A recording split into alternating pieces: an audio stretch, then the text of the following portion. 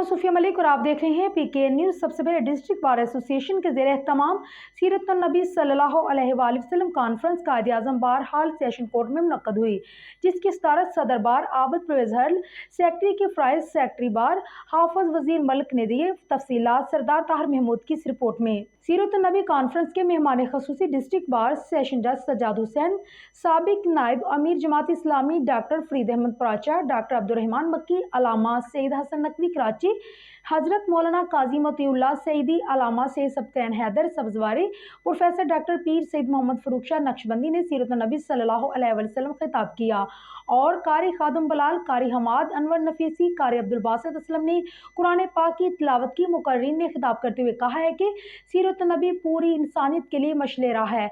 अस्वे रसूल पर अमल पैरा होकर मुआशरे को अमन का गवारा बनाया जा सकता है। रसूल सल्लल्लाहु अलैहि वसल्लम की तालीमात दुनिया भर में अमन, मोहब्बत, अखुवत और भाईचारे का पैगाम आम करने का जरिया है। आपने हमें रोशनी और हदायत का रास्ता दिखाया। हमें उनकी सीरत और उनके अमाल को गहराई से समझना चाहिए ताकि हम उनसे मुस्तफीद हो सके।